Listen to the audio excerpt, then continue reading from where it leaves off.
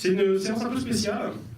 D'abord parce qu'on ne fait pas si souvent que ça des associations courts et longs métrages. Ensuite parce qu'on s'est dit que du coup on allait tenter un dialogue entre les réalisateurs qui verraient les films les uns des autres et qu'en plus les producteurs sont là et ils ont tous un lien indirect ou direct à Montreuil ou à moi, parce que Nelson est mon ancien élève, tout ça, c'est rigolo. Nelson Granassia, producteur du court-métrage. Josa Enjang, réalisatrice du bleu blanc rouge de mes cheveux, et un rapport avec Montreuil et son fan club, qui habite Montreuil. Et elle a la bonne idée de prendre le bus qui m'a permis de découvrir son film, une jolie histoire. Et Emmanuel Chauvet, producteur et Montreuillois. Pas bon? Alors normalement c'est le moment où vous venez avec moi, parce qu'on va dire 2 mots des films, le court et le long. Nelson et Josa, on commence par vous. Vous nous dites un petit mot de comment est né ce film. Allez, vas-y. Alors, comment est né ce film? C'est moi qui commence. D'abord, merci à Stéphane, effectivement, j'étais son ancien élève et on est très heureux d'être là. Comment est né le film? Alors, je fais toute la grande histoire ou la petite histoire? J'ai toujours peur. Moi, j'ai toujours peur d'être ennuyant. Alors, vous me dites, hein, mais on s'est rencontrés par l'intermédiaire d'une amie scénariste. Voilà, Josa avait écrit son scénario et elle lui a demandé de rencontrer les producteurs. Elle lui a parlé de moi et puis juste après, elle a participé à une opération qui s'appelle Les Talents en cours. Je ne sais pas si vous connaissez. Et c'est une opération avec des jeunes cinéastes qui viennent pitcher leur projet, rencontrer des producteurs et faire leur film. Voilà un petit peu le début. Pas dans un bus en tout cas. C'était dans un endroit plus normal. Je me suis trompé ou pas? Non, mais c'est ça. Et après, je suis allée le voir et je lui ai dit, j'ai écrit un scénario. Est-ce que à l'époque, je te voyais. C'est vrai, mais c'est une époque qui a duré 2 jours, je crois. Et puis finalement, c'était au mois de juillet, je crois. Il m'a dit oui, je vais lire et tout. Je me suis dit, juin, je me suis dit, il va partir en vacances, je vais avoir des nouvelles en septembre, je vais pas dormir pendant 2 mois. Il m'a rappelé au bout de 2 jours. Et après, on s'est rencontrés, on a discuté, on a commencé à travailler comme ça. Voilà. Et donc le film, on l'a tourné maintenant il y a un peu moins de 2 ans. Et il est en exploitation, et donc il rencontre les publics depuis un peu plus d'1 an. C'est ça. Il a fait plus de 100 festivals à ce jour. Et on est très heureux parce que c'est un film on peut dire, qui a beaucoup marché, qui continue à beaucoup marcher, puisqu'il a, là, on doit être aux alentours de 120 sélections en festival, il a été vu à la télévision, il a reçu beaucoup de prix. Et même il est dans la liste des Césars. Si vous votez, n'hésitez pas. Merci. Emmanuel, Josa, tu veux ajouter quelque chose? Non, je voulais juste te dire merci Stéphane Je t'en prie. pour l'invitation. Merci à vous d'être venu parce que c'est cool de soutenir le cours. Et puis voilà. On se retrouve tout à l'heure. Emmanuel, un petit mot de présentation de Kiss and Cry, qui est un premier long métrage de fiction. Là aussi, c'est un parcours avec 2 réalisatrices. Moi, je ne suis que le producteur, donc je n'y suis pas pour rien. Qui nous rejoignent pendant le film, ouais. Dans la réussite, dans l'échec du film, j'essaie de ne pas trop emmerder les réalisateurs quand ils font leur film. Et, du coup, Pas trop te mettre dans leurs pattes, quoi. Chose comme ça, ouais, je vois. Ouais. Et c'est aussi des réalisatrices qui avaient fait des courts-métrages, beaucoup des documentaires, en fait. Et on s'est rencontrés à l'occasion de leur dernier film, qui était déjà un film sur un documentaire qui s'appelle Boucle piquée sur l'univers du patinage. Et voilà, et elles ont eu envie de suivre donc, de jeunes, à l'époque c'était des jeunes filles de 10-11 ans, qui dans le film maintenant ont 15-16 ans. Et donc l'idée c'était d'essayer d'écrire un peu plus de fiction, et puis de continuer avec elles, et puis de suivre comme ça une jeune fille notamment, qui s'appelle Sarah, que vous verrez dans le film. Et de la rentrée de septembre, donc le début de son année, et la préparation des championnats de France de patinage. Et donc on a filmé comme ça sur presque 1 an, en les suivant à la patinoire de Colmar. Pardon. Et donc voilà, ça donne ce film dont on parlera avec elle après, qui j'espère vous touchera. Voilà, dernier mot, il y a quand même une idée dans la programmation des 2 conjointement, hein, c'est quand même un petit thème commun, donc l'idée c'est aussi que les films résonnent un peu autour de cette question à la fois de l'adolescence et de cet âge un peu décisif des choix de vie, et autour de la question de la liberté individuelle qu'on affirme éventuellement face aux parents, contre les parents. qui sera un des thèmes des deux films que vous allez voir. Bonne projection et à tout à l'heure avec en plus les deux réalisatrices de Kiss and Cry. Merci.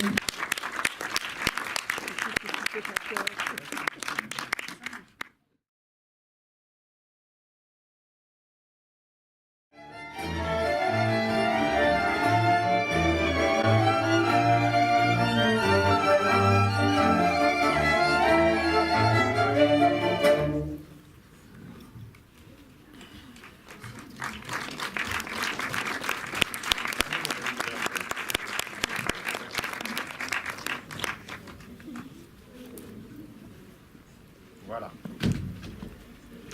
Les deux réalisatrices de Kiss and Cry, Chloé Mailleux et Lila Pinel.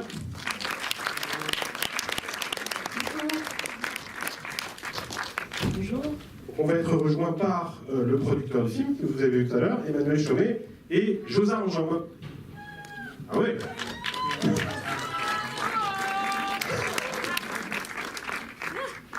Emmanuel est là, avec Akira-san. Toujours debout. Bon, on va peut-être commencer par parler un tout petit peu du coup avant d'aborder le long pour remettre les choses un peu dans l'ordre chronologique de la séance.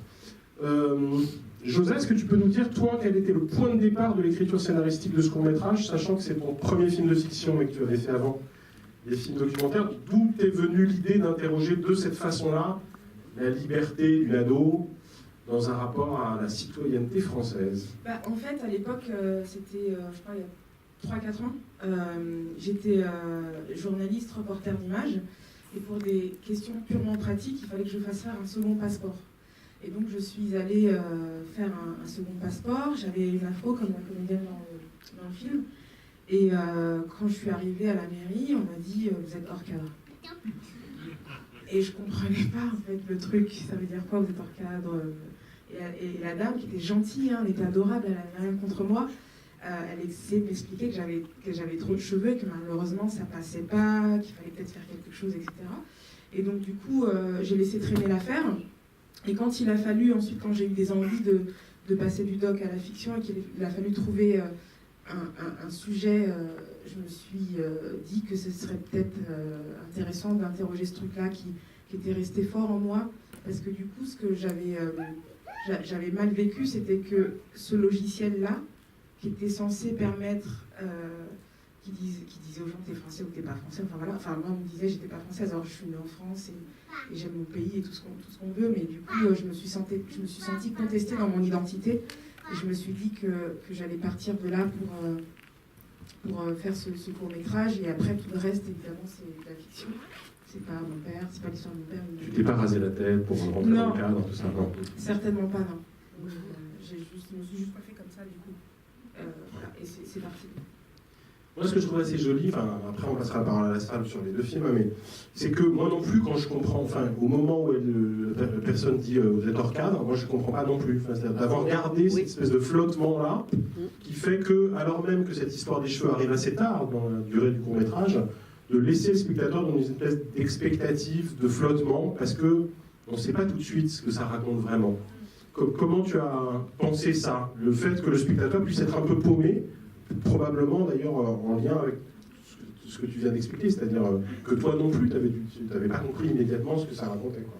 Honnêtement, peut-être que je l'ai écrit avec l'intuition, mais au moment où je l'ai écrit, je ne pense pas à paumer le spectateur, ou je ne pense pas qu'il puisse être paumé, honnêtement, vraiment.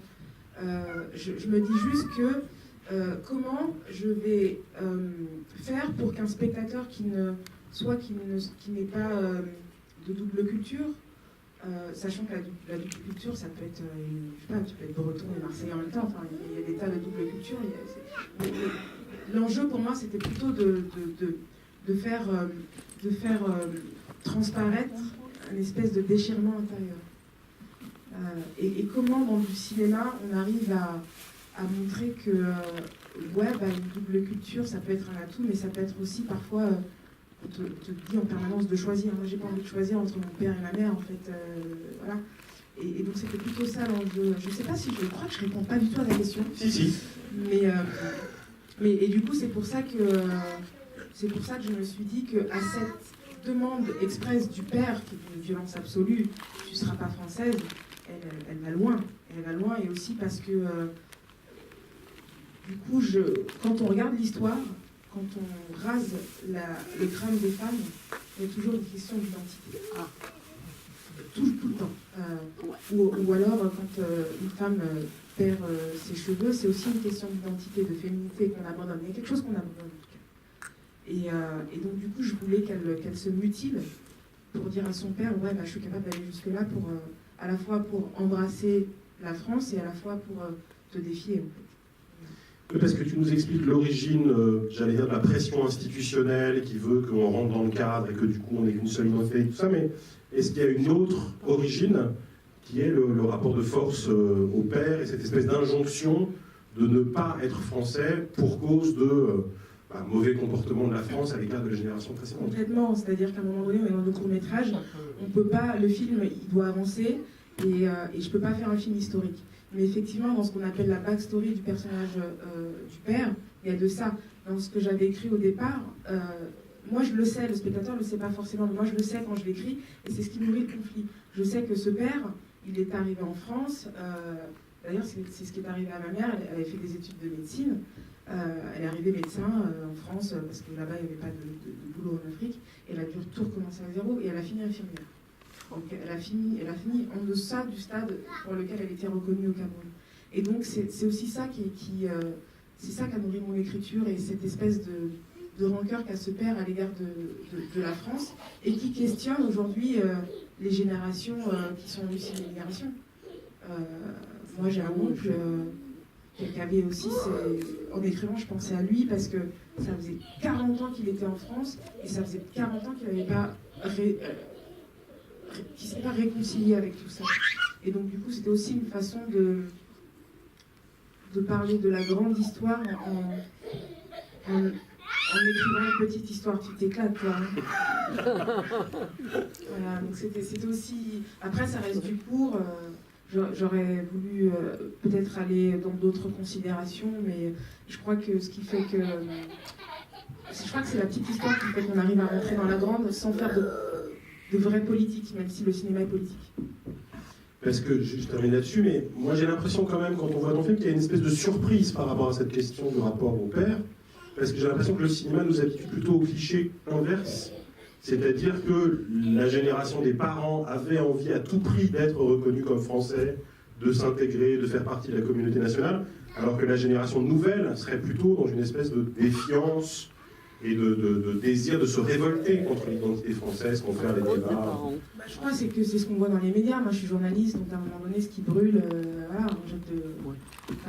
dans les médias, il y a énormément de gens qui sont super fiers d'être français. Je veux dire, quand on gagne la Coupe du Monde en 98, on est tous français. Quand on perd la Coupe d'Europe, là, il n'y a pas longtemps, on est aussi tous français. Et ce sont des histoires qu'on montre peu. Je ne sais pas pourquoi, je ne suis pas historienne des médias. En tout cas, moi, je sais que... Et puis, il y avait aussi un truc, je voulais absolument que tous les personnages aient raison d'agir comme ils agissaient, comme ils ont agi. Le père, il a raison d'agir comme il a agi, parce qu'il a une histoire, la fille, etc. Mais je ne sais pas si c'est une tendance, si les jeunes ont du ressentiment. C'est certain que pour être très cru et très vrai, il y a des histoires dont on ne parle pas dans les livres en France. Et peut-être qu'il faut régler cette question, en parler, mais de manière totalement décomplexée, sans accuser les gens. Voilà. Moi, je ne vais pas porter l'histoire de l'esclavage, mais on en parle dans ma famille. On en parle avec mes amis blancs, avec tout le monde, et on est apaisés.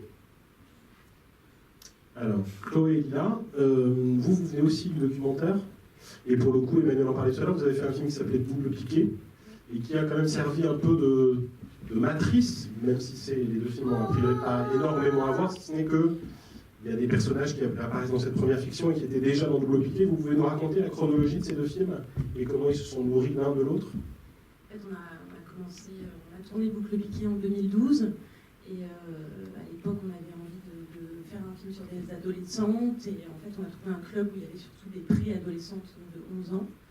Et on les a suivis de façon documentaire, on les a filmés de façon documentaire lors d'un stage d'été pendant 12 jours.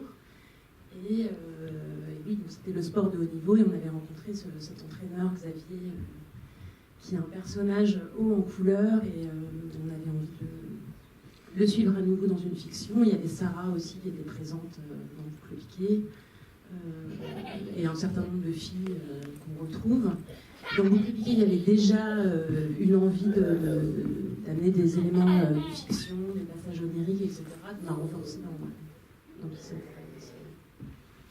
Et du coup, à partir du moment où vous faites ce film qui fait le tour des festivals et tout ça, qu'est-ce qui fait qu'à un moment vous vous dites mais on n'a pas envie de faire un nouveau documentaire, on a vraiment envie de passer à la logique fictionnelle? C'est quoi le déclencheur pour aller vers la fiction sur un sujet proche de votre dernier documentaire? On avait déjà envie de faire une fiction pour le court-métrage, mais c'est un concours de circonstances qui a fait qu'on n'a pas pu, parce qu'on devait tourner. Enfin, on avait écrit une petite histoire qui se passait avec des ados, des filles plutôt de 14 ans comme là. Et en fait, comme on n'a pas pu tourner comme on voulait, bref, on s'est retrouvés à la dernière minute avec des filles de 10-11 ans. Et du coup, notre histoire ne collait pas du tout, parce que c'est pas pareil à 10 ans et à 14 ans. Mais par contre, on a rencontré un groupe qui nous a donné beaucoup envie de les filmer, Xavier notamment l'entraîneur, mais aussi les filles. Et donc on s'est dit, on a envie de faire autre chose, à nouveau quelque chose de plus écrit, plus fictionnel, et surtout avec ces gens qu'on a rencontrés. Parce que Boucle Piquée, on l'avait tourné pendant un stage qui durait 10 jours. Du coup, ça nous a plus permis de faire une rencontre et de... Voilà, mais les envies, on les avait déjà. Mais disons que là, on a pu prendre plus le temps d'écrire et de... Alors, un des trucs intrigants communs à vos deux films, c'est quand même la puissance des actrices. Pour le coup, aussi bien dans Le Bleu, Blanc, Rouge de Mes Cheveux, où elle est si errante, que l'actrice principale, Sarah Brahms. Ouais. C'est quand même vraiment des révélations, quoi. C'est-à-dire que tout de suite, il y a une espèce de présence, de charisme, d'une certaine façon redoublée par Sarah, parce qu'on se dit qu'en plus, elle parle russe, en plus, elle fait du patinage, enfin, c'est juste dément. Comment vous faites pour les diriger les unes et l'autre, pour avoir cette justesse-là? Est-ce qu'il y a une méthode particulière de tournage? Tout à l'heure, Emmanuel disait que vous aviez une méthode qui n'était pas si éloignée de ça, de Sophie Le Tourneur, pour essayer de capter cette vérité-là des personnages. C'est quoi votre secret? C'est quoi votre méthode particulière à l'une et à l'autre? Alors nous, le point de départ, c'est que l'histoire est écrite un peu à partir de la vraie vie de Sarah. Et ensuite, on a imaginé avec elle la suite, ce qu'aurait pu être la suite de sa vie. Voilà, donc on vivait avec elle, elle nous connaît depuis qu'elle a 11 ans. Et en tournage, on vivait avec elle, on échangeait énormément. Enfin voilà, on a un rapport de confiance très fort. Et c'est vrai que Sarah, avec laquelle on n'a pas du tout fait d'essai, et je me souviens la veille des premiers tournages, on s'est dit, mais attends, ça se trouve, c'est complètement. Tu sais, t'as un moment de grande angoisse quand même, tu te dis. Et pourquoi vous n'avez pas fait d'essai? C'est un paradigme quand même. Non, mais c'est aussi qu'avant, on a fait des documentaires, et que les films qu'on a fait, c'est des documentaires, mais très mis en scène. Et donc. On a toujours installé les gens, on leur disait parler de ça, mets-toi là, enfin, on dirigeait déjà beaucoup les choses, donc en fait on a fait un peu pareil, on a dirigé les gens comme on fait dans les documentaires, donc il y a un truc assez vrai, parce que les gens sont eux-mêmes, sauf que là, on a été surprise par le fait qu'elle soit vraiment actrice en fait, et qu'elle réussisse à nous donner beaucoup plus que ce qu'on attendait. Ça aurait pu marcher même si elle n'avait pas été une super actrice comme elle l'est, mais il y aurait eu un petit truc en moins. Mais ce qu'on voulait que les improvisations provoquent, quand ils trouvaient en termes d'émotions et de choses un peu inconscientes et tout, les essais, enfin parfois quand on répétait plusieurs fois une scène et tout, il y avait quelque chose d'un peu lisse qui se fixait, ou voilà, les comédiennes qui sont quand même amateurs se fatiguaient un peu et du coup se mettaient à répéter un peu les mêmes mots, mais complètement déchargés de quoi que ce soit, de spontané et tout. Et c'est vrai que nous, du coup, il y avait plus, enfin, ce qu'on cherchait de rapports forts entre les filles, etc., émergeait mieux comme ça aussi. Sans essai, sans placement, sans... Josa, toi tu l'as trouvé comment, ton actrice principale, et comment tu as travaillé avec elle? Je l'ai trouvée parce que je trouvais pas. Non mais voilà, c'était assez compliqué. Non pas qu'ils n'existent pas, les jeunes comédiennes françaises, noires. C'est juste qu'il y a un problème de visibilité. Et puis c'était tellement pour moi improbable d'aller voir du côté du conservatoire que Nelson, le producteur, m'a dit va voir du côté du conservatoire. Et elle était là. Et du coup, je l'ai fait venir et j'ai su, au moment où je l'ai vu, que c'était avec elle que j'allais travailler. Parce qu'elle est à la fois solaire et presque, je vais dire, anthropique. Tu vois, il y a un truc... presque quoi? Anthropique. Anthropique. Ça s'ouvre sous ses pieds, en fait. y a un monde qui s'ouvre sous ses pieds. Et après, pour ce qui est des répétitions, l'enjeu pour moi c'était d'établir un lien de confiance, parce que c'était mon premier film, parce que la direction d'acteur, je n'y connaissais absolument rien, et que le seul moyen pour moi de travailler avec elle, c'était d'être absolument honnête. Donc on a beaucoup parlé de sujets comme très sexy, comme la mort, des choses voilà, qui nous touchent. Et après, en répétition, on a dansé beaucoup. Je les ai fait beaucoup danser. On a mangé, on a un peu picolé. Et seulement après ça, après avoir passé du temps ensemble, on a commencé à se pencher sur le scénario. Mais il fallait qu'on arrive à se regarder dans les yeux et trouver un langage commun qu'on puisse ensuite transporter sur le plateau pour se parler, en fait, pour communiquer ensemble. Donc c'est ce qu'on a fait. C'est marrant que tu dis ça, parce que quand même le plus beau plan du film pour moi, à part le plan final qui est vraiment très très émouvant, mais c'est le plan de la danse, qui est vraiment un plan où le film décolle absolument, parce qu'il se passe un truc dans le jeu de l'actrice et tout ça, qui alors là pour le coup est très très solaire. Je trouve vraiment, c'est ce qui fait changer la dimension du film pour moi. Après, c'est vrai que il y a une difficulté sur les... Enfin, je vais parler de moi, mais c'est ce qui est relativement récurrent dans les premiers films, c'est que quand on écrit, moi j'ai eu parfois du mal à me décoller du scénario, des répliques. Il fallait que ça tourne. Et Grâce, c'est probablement la seule comédienne à laquelle j'ai dit, écoute, prends ce scénario en bouche, mais s'il y a des mots qui ne te vont pas, va où tu veux aller, en fait. Et j'ai la sensation que dans les intentions, c'était ça. Mais quand elle dit au père, tu comprends pas que tu m'étouffes, c'est elle. Je sais plus quelle réplique j'avais écrite, mais le tu m'étouffes, c'est elle qui le sort. Et elle l'a jamais sorti à ce moment-là. Et je crois que c'est à force de s'autoriser à faire des choses, moi, pour ma part, à me décoller du scénario, et elle, à aller vers moi parce qu'elle a cette confiance-là et ce cadre-là, et là, elle le sort, le truc. Et c'est plutôt comme ça qu'on a essayé de travailler en essayant d'avancer ensemble, moi, avec mon inexpérience de la direction d'acteur, et elle, puisque c'était aussi son premier film, donc c'était donnant-donnant, quoi. Chloé et Lila, ça résonne un peu avec ce que vous dites de vos propres dialogues, parce que si j'ai bien compris, dans la version du scénario au départ, c'était des mots d'adolescents d'une génération qui n'est pas exactement celle des actrices que vous filmez. Est-ce que vous pouvez nous raconter comment elles se sont appropriées le scénario et le dialogue, et puis ensuite on passe la parole à la salle? Non, nous, c'est pas exactement comme ça, parce qu'on avait un scénario avec des scènes écrites, mais aucun dialogue.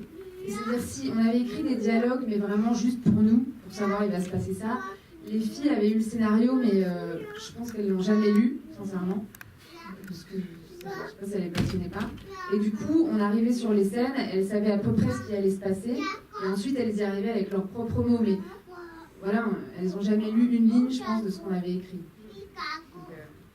Attends. Qui veut réagir à l'un et l'autre film et poser des questions? Allez-y.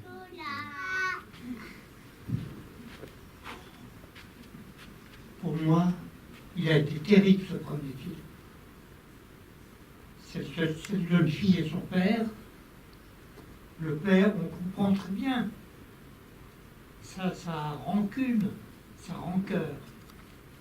Et la gamine qui, elle est française. Enfin, elle veut le devenir. Et elle l'est, dans son cœur. Et de voir qu'elle... Micro, Claude. Elle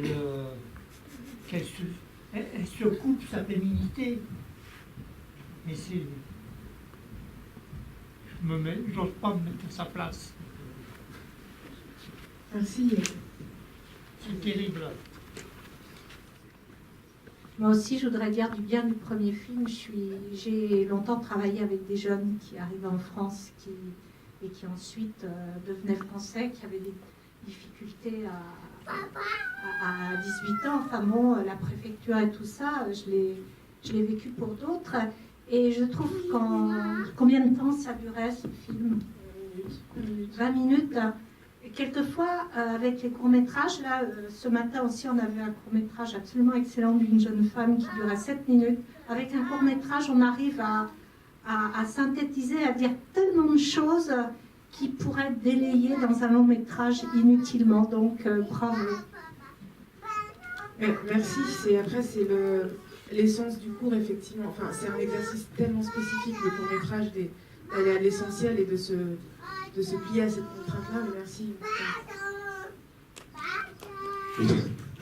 Une autre question ou réaction? Bon, c'est une question pour le premier du coup court-métrage.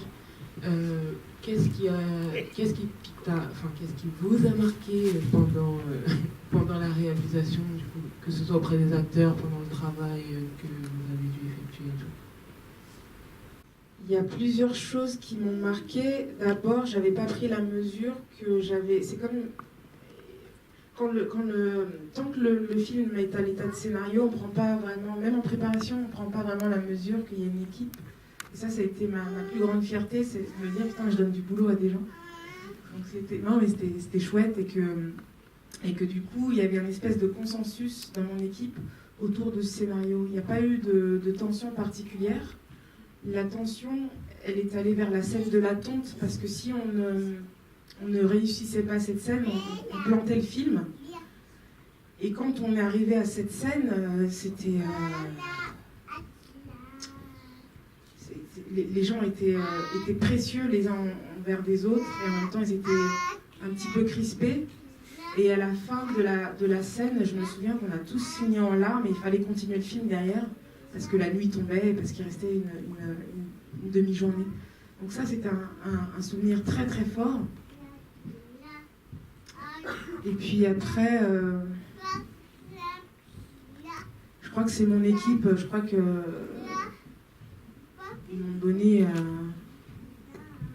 donné énormément d'attention pour que je fasse ce film, en fait. Enfin, c'était pas juste moi qui pilotais le film, c'est qu'on a... Évidemment, c'est moi qui suis réal, c'est moi qui donne les directions, voilà, mais si j'ai pas les gens pour, je le fais pas le film, en fait. Et ça a été un vrai film d'équipe, je pense. On peut du coup poser la même question sensiblement à Chloé et Lina. Qu'est-ce que vous avez découvert, sachant qu'il y a une vraie continuité telle que vous nous l'expliquez entre votre méthode de tournage documentaire et cette fiction? Du coup, quelles ont été les surprises de cette écriture fictionnelle? On a eu des difficultés pour trouver notre dispositif. Au départ, on s'est mis à tourner. Et voilà, nous aussi, ça a été une surprise de rencontrer une équipe, parce qu'en général, on est soit toutes les deux, soit trois, mais là, on avait 10 personnes, 15 personnes, et c'est très réduit pour le cinéma. C'était déjà beaucoup, et il y a beaucoup de désirs en commun, et le stress et tout ça, et voilà, trouver sa place là-dedans. Et on avait du mal, les premiers tournages, justement, il y avait des choses très artificielles qui se dégageaient. On se dit, on essaye de faire la fiction, mais en fait, on sait pas en faire. Il y avait des gens de l'équipe qui avaient plutôt tendance à tirer vers, justement, il faut placer les acteurs, il faut faire des tests, des machins. Et on a eu la chance de rencontrer un second chef opérateur qui nous a dit, je ne veux pas lire le scénario, et je ne veux rien savoir, en fait, et on n'aura pas de mise en place, et je vais filmer de façon documentaire. Et c'est vrai que nous, de pouvoir trouver une énergie documentaire et que les comédiennes cherchent en elles comment raconter les histoires qu'on leur proposait, les situations qu'on leur proposait. Enfin, ça a commencé à marcher peut-être après plutôt deuxième semaine de tournage, et c'était très fort comme moment, quoi. On a bien flippé. Tu dis second chef opérateur parce que le premier vous l'avez viré, enfin, il y a eu un clash et vous avez dû le changer On a rompu. D'accord. Viré sans ménagement. Non, mais c'est pas fait comme ça, mais oui, il a fallu changer.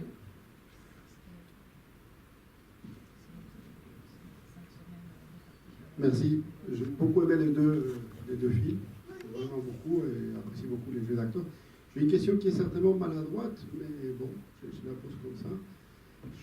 J'étais curieux de savoir quel était le hiatus, la distance entre l'histoire de Sarah, sur l'histoire elle en tant que patineuse dans les hauts niveaux, etc., et ce que la réalisatrice, les scénarios a voulu en faire. Voilà, c'est ça. On peut agrémenter d'une autre question, c'est que est-ce que vous avez eu vous-même des expériences avec la haute compétition, tout ça, qui vous donnait vraiment envie de traiter ce sujet ou pas du tout? Non, vraiment pas. Moi, j'ai fait du patinage artistique quand j'étais enfant, mais en loisir. J'étais vraiment pas très douée.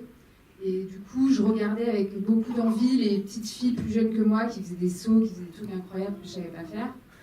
Et voilà, juste ça me donnait envie. Et puis un peu plus tard, j'ai compris que en fait, c'était extrêmement difficile, contraignant, il fallait une discipline que j'avais pas du tout envie de m'imposer et que c'était pas de toute façon mon caractère. Donc voilà, là c'était plus pour l'univers du patinage artistique. Attends, la question c'était par rapport à la vie de Sarah. Ouais. Qu'est-ce qui s'inspire de sa propre vie à elle? Qu'est-ce qui s'inspire de sa propre vie? Et de ce qu'on y a mis nous en fait, c'est ça.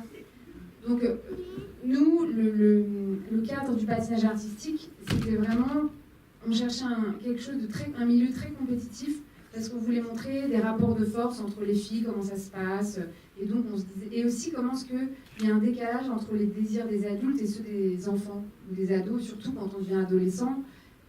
Voilà, ces désirs prennent vraiment des chemins différents et là, l'entraîneur plus les parents, ça faisait un poids assez important pour une jeune fille.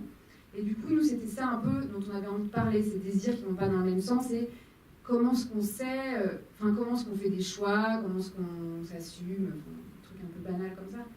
Et donc, le patinage nous a permis vraiment de raconter ça, tout était un peu exacerbé dans ce milieu. Et on a mis pas mal de souvenirs d'adolescence à nous dans ce film. Et tous ces souvenirs, en fait, donc nous, on était ados dans les années 90, du coup, c'était des souvenirs qui épousaient nos codes des années 90. Mais on s'est rendu compte que les jeunes d'aujourd'hui, même s'ils ont plein d'autres moyens, plein de choses, en fait, c'est exactement les mêmes choses qui se passaient, mais sauf que c'est avec Facebook, les réseaux sociaux, enfin plein de choses qui font que ça va plus vite, que tu es beaucoup plus exposé, que ça nous paraissait hyper angoissant, en fait, de vivre ça. Et puis on se rendait compte que les jeunes ne le vivaient pas avec tant d'angoisse que ça non plus. Que, par exemple, la scène du Snapchat où les filles se prennent en photo, on avait entendu dans beaucoup de collèges des histoires similaires. Vous voyez, il y a des photos qu'on tournait et tout ça. Et on a filmé cette scène de façon assez anodine parce que pour montrer qu'en fait les filles elles font ça de façon légère, c'est pas le drama quand elles le font, et que finalement quand les adultes s'en emparent et puis ça prend des proportions énormes et tout d'un coup ça devient le drame, voilà ce qu'elles ont fait, alors qu'elles le font de façon plutôt innocente. Et que nous, dans nos souvenirs d'ados, ça n'existait pas, les réseaux, Snapchat et tout, mais on avait des souvenirs comme ça où on se prenait entre copines en photo, en soutif ou seins nus, pour faire des photos d'art, et en fait c'était hyper moche, et voilà.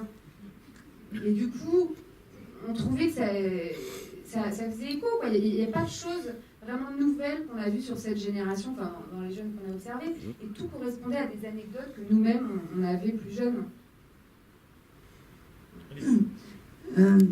Sauf qu'en 2017, années 90, donc ça fait au moins 20 ans de différence, et que les conséquences d'une photo ou d'une vidéo qui circule, on le voit dans les suicides d'adolescents, ça a des conséquences beaucoup plus... Non, ça a des conséquences, mais plus importantes, mais qui échappent en tout cas aux jeunes. Et je pense quand même qu'à notre époque aussi, il y avait des adolescents qui se suicidaient parce que, en fait, au collège, ils se faisaient martyriser. Il y a toujours eu des souffres-douleurs, des gens qui... Voilà, c'était la rumeur et ça circulait aussi très très mais bien. Là, ça s'ajoute. Ça s'ajoute à ce qui existe déjà. Quand vous êtes fragile, voilà. c'est sûr que... Mais il y avait aussi des histoires à notre époque et c'est pour ça qu'il n'y a pas une... Parce que souvent on nous dit est-ce qu'ils sont pires aujourd'hui? Est-ce qu'il y a plus de cruauté? Non, on était tous aussi cruels. Non. Il y a d'autres moyens. Moi, je ne parle pas d'une différence de degré. Je parle d'une différence de multiplication de sources de suicide d'adolescents. Voilà. Mais par contre, je voulais savoir, est-ce qu'au niveau de l'entraîneur, vous l'avez demandé de forcer le trait ou est-ce qu'il était naturel? Alors c'est lui, mais dans ce qu'il a de pire, il ne force pas le trait, mais on lui a dit, effectivement, le contrat c'était tu ne seras que méchant, tu vas être un entraîneur atroce, alors il peut être atroce comme ça, c'est sa méthode.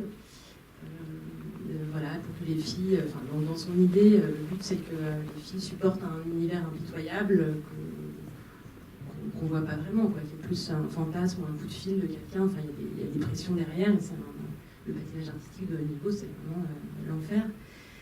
Et oui, il a accepté de jouer le cruel, et nous, on l'apprécie comme ça, parce qu'il est très fort en vanne, il est extrêmement drôle, et par moments c'est sur un fil, parce que c'est jusqu'à l'écœurement, et qu'il est, il est assez inspiré quand il attaque, mais dès qu'il sort de la glace, ou alors qu'il s'occupe de filles qui n'ont pas les mêmes enjeux, il est pas comme ça.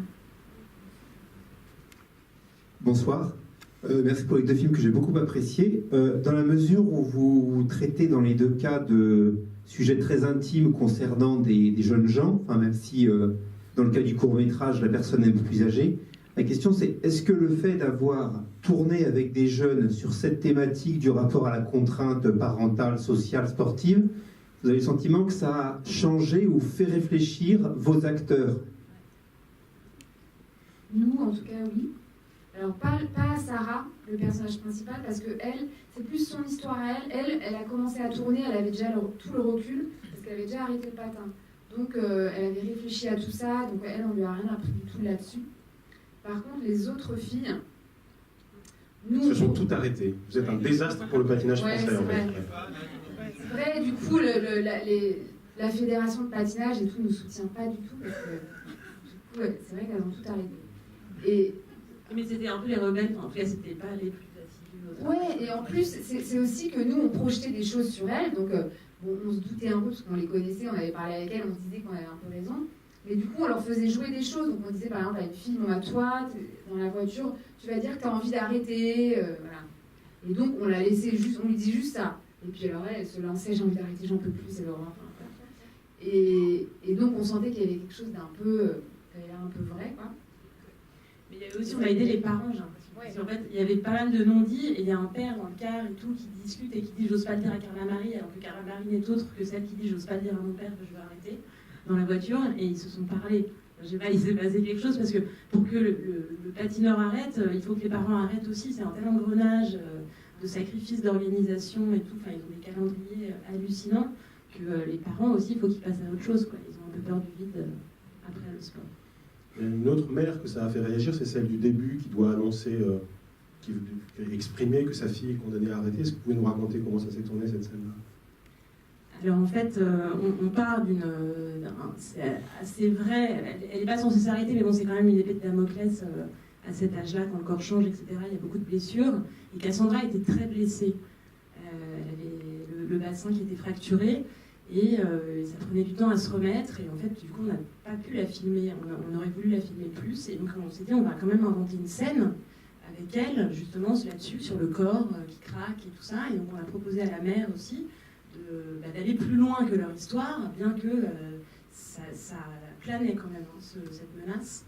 Et du coup, Angélique, la mère, voilà, était censée annoncer que, mauvaise nouvelle, ils avaient vu pour la énième fois, parce qu'ils n'arrêtaient pas de faire des rendez-vous chez le médecin, on ne pouvait jamais tourner avec elle, qu'ils avaient vu le médecin et que le médecin avait été clair, il ne fallait pas qu'elle y retourne. Et de jouer cette scène, et ben, elle s'effondrait en larmes à chaque fois, et cette scène, on l'a rejouée 5 fois, et à chaque fois, elle s'effondrait en larmes, tellement elle était, tellement elle vivait émotionnellement ce qu'on lui avait demandé de jouer, et qui était très proche d'elle. Et Jouza, tu disais que toute ton équipe portait le film et partageait ce que racontait le film, mais avec tes interprètes principaux ou principales, est-ce que tu peux nous raconter comment le film a éventuellement modifié quelque chose sur la question portée par le film? Grâce, elle a 23, aujourd'hui elle a 25 ans. C'est compliqué parce que du coup, je crois qu'on n'a pas vraiment débriefé après sur ces questions-là avec Grâce, parce qu'on partait du même endroit. On était déjà d'accord sur notre vision de la question. Donc ça n'a pas changé grand-chose. Et après, je t'avoue que je n'ai pas demandé aux comédiens si avec les parents à table, et puis ça parle plus de performance que de choses de cet endroit-là, je crois.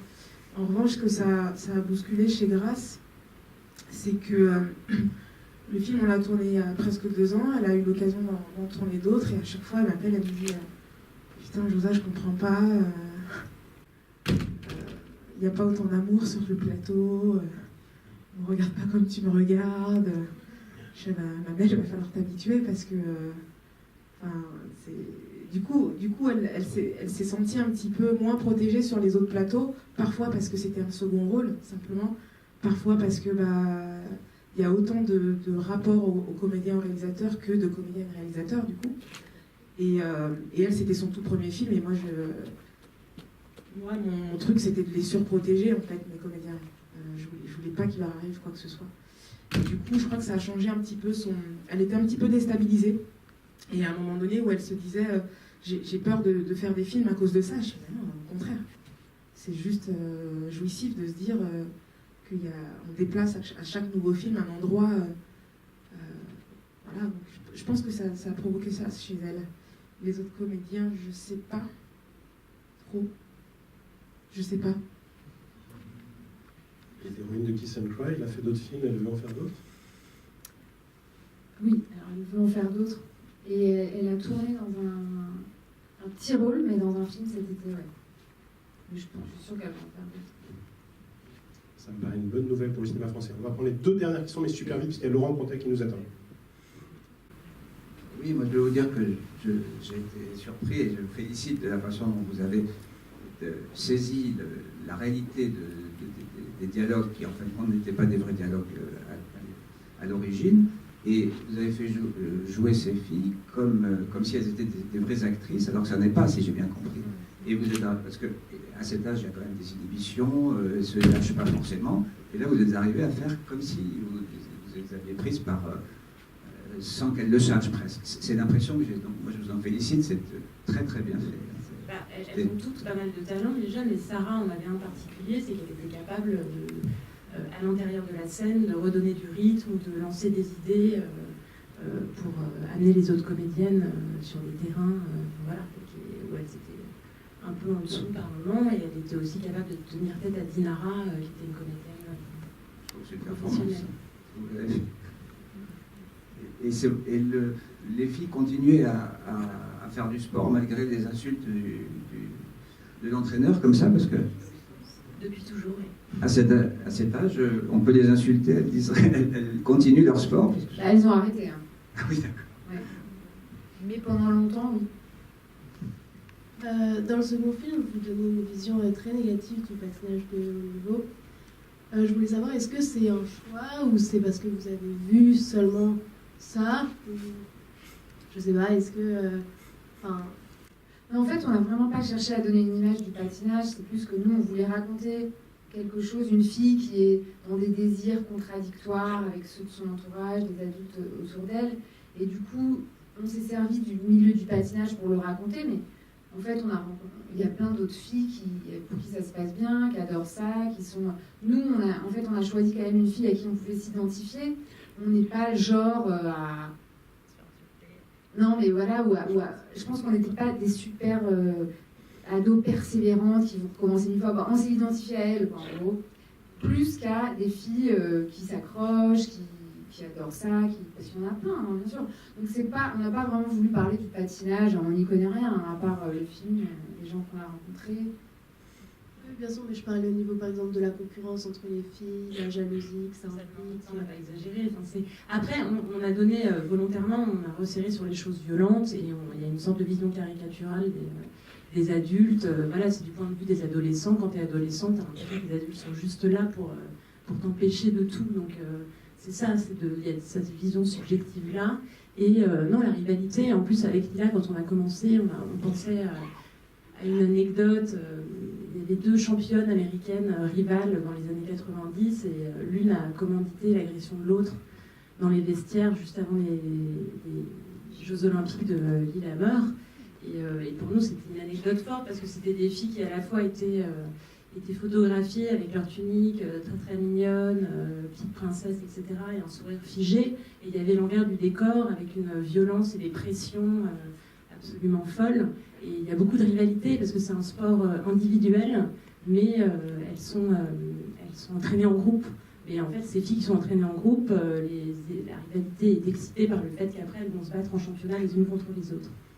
Et aussi, on se disait, elles peuvent être très rivales, donc à cause de ça, mais aussi elles ont un rapport fraternel parce qu'elles passent leur vie ensemble tout le temps, elles passent toute leur journée ensemble, leur week-end, et donc elles s'entendent autant super bien, c'est les meilleures amies du monde, qu'elles vont se faire des sales coups, un peu comme chez tous les ados, sauf qu'elles, c'est exacerbé.